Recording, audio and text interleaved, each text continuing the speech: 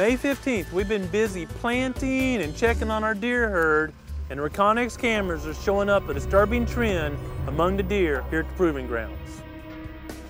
Growing Deer TV is brought to you by Bass Pro Shops, also by Reconyx, Trophy Rock, Gallagher, Muddy Outdoors, Eagle Seed, Nikon, Winchester Ammunition, Redneck Hunting Blinds, Dead Downwind, and Antler Dirt.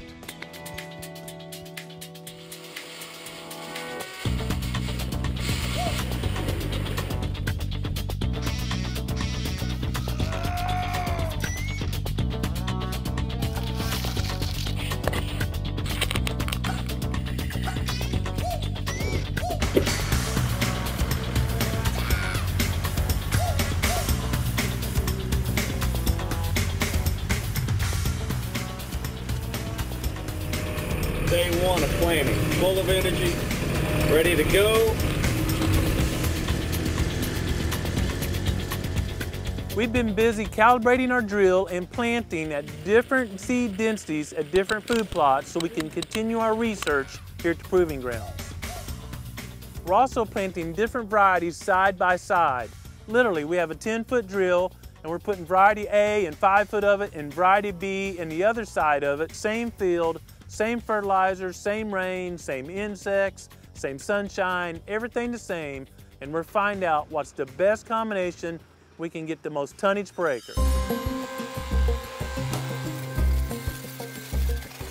One of the things I enjoy doing most as a research biologist is trying new things, just tweaking slightly, not huge drastic changes, and then sharing that information with you, the Growing Deer team, so we can all enjoy creation and the results of our work even that much more.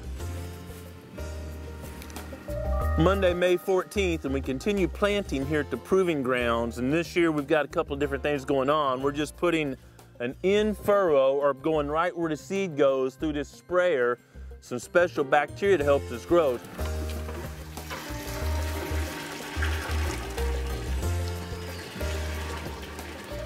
So early in the morning, about 7:30, we're getting some more water and go-go juice in here, putting seed in the drill, put some fuel in the tractor, crank up for another great day here at the Proving Grounds.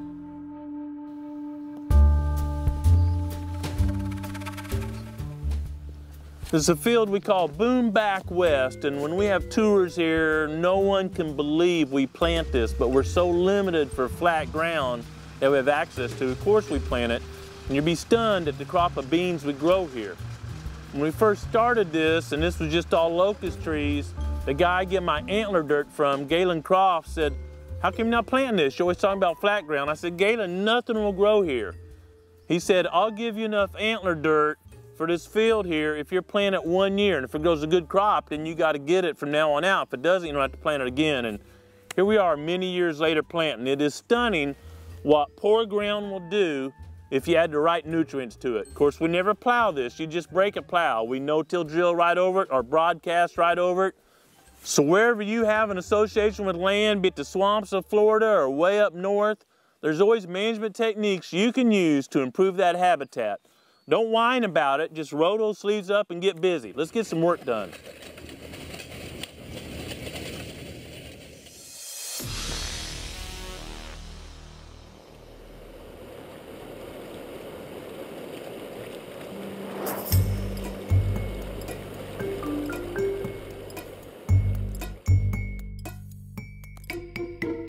This is exactly where the College of the Ozarks van got stuck just a few weeks ago when their wildlife class was out here taking a tour.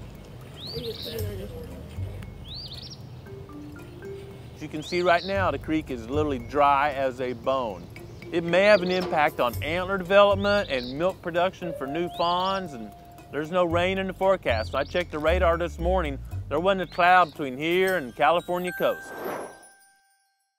It is so dry and the forecast doesn't hold any promises of moisture, so we've literally parked our no-till drill, unhooked the tractor, and at least wait to put any more seed in the ground till there's a hint of rain in the forecast. That's especially important with larger soft seeds like a soybean seed or sunflower, something like that.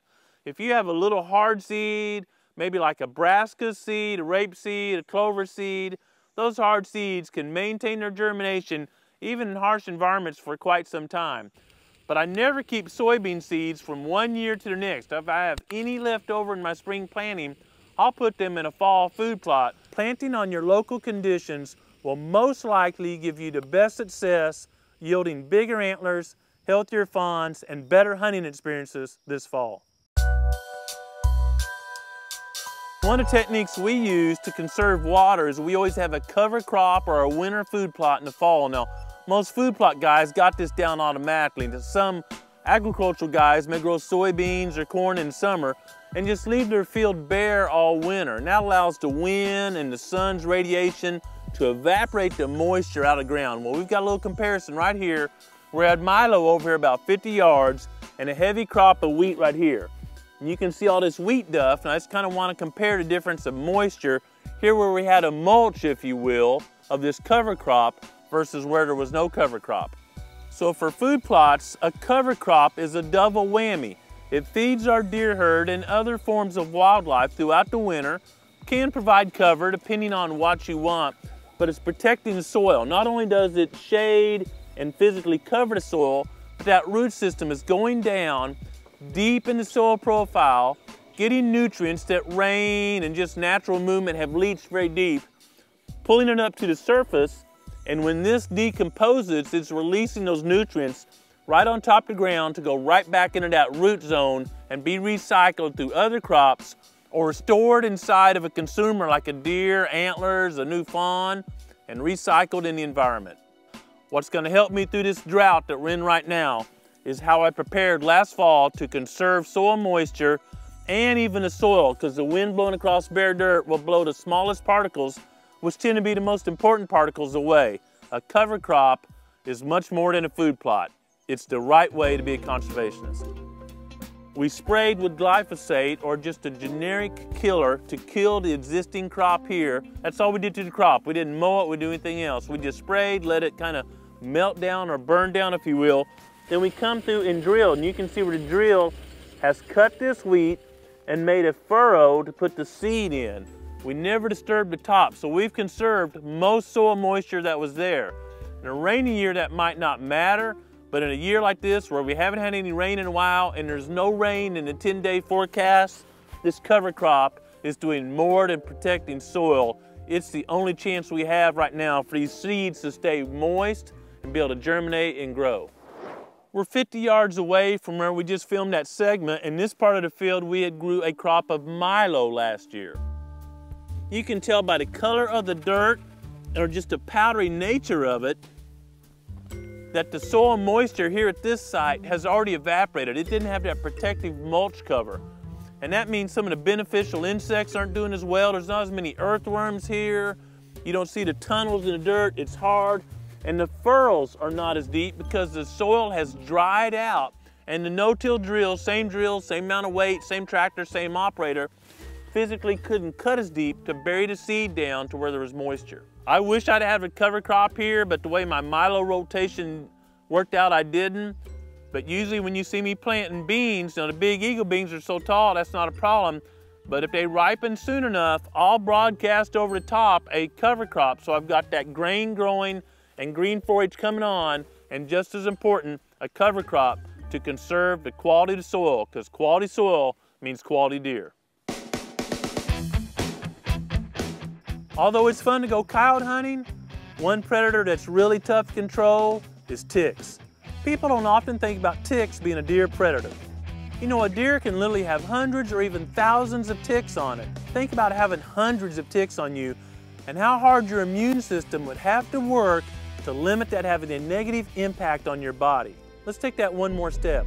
Think about a newborn fawn, 5 to 7 pounds, laying in cover where ticks are going to be the thickest, and it's not moving for 5, 6, 7, 8, 12 days in a row. What attracts ticks is what mammals or what we exhale, not our body heat. That fawn is breathing day in, day out, not moving inches. Think about how many ticks come to that fawn. There are some fawns that will probably never leave the birth bed because they're killed by ticks. Ticks are a huge predator, and oftentimes there's literally more pounds of ticks per acre than there are coyotes per acre. in pounds. That's how many ticks are out there in some habitats. You can go to my Facebook page, there's a link to it right below me here on the screen, and see some pictures of deer from right here at my proving grounds and how bad the ticks are on the back of their ears already. People have asked me, Grant, how come I always see ticks on the back of deer ears? And that's because they can't groom themselves there well. They can kind of reach down here and reach in other places and groom, but unless they rub on a limb or something, they can't physically get to the ticks behind their ears. Also, that hair is very short, especially in the summer, and ticks can get to a blood meal very easily there. There's no rain in the extended forecast. When I look at the weather maps, there's hardly any clouds between here and California or here in the Gulf. So we may be in for a long dry spell here, but I'm not gonna get down about that. There's plenty of projects I can be working on to improve the wildlife here at the Proving Grounds. I'm gonna get outside, enjoy creation, and be thankful for all the good stuff that's going on. Thanks for watching GrowingDeer.tv. Join me at the Land and Wildlife Expo this August 9th through 12th at the Gaylord Hotel, fabulous place in Nashville, Tennessee, where they're going to have the QDMA's, Quality Deer Management Association's National Convention and the Land and Wildlife Expo simultaneously. I'll be there giving some seminars and just visiting with people, having a good time. It's a great thing. You can find the link for information right here below me. And also, Sunday morning, we're going to take a special field trip up to the Kentucky Proving Grounds about 2 hours away. And we're Touchfield, all the projects you see us doing right here on GrowingDeer.tv. Come join us. I think we're limited to 100 people, so it can be a lot of one-on-one. You'll see exactly how the compost is made that we use to fertilize our food plots, and all that stuff will be right there. Come be with Adam and I as we lead a tour on Kentucky Proving Grounds, August 12th. Stay tuned for more information. I'll go to the Land and Wildlife Expo website. I look forward to seeing you in Nashville.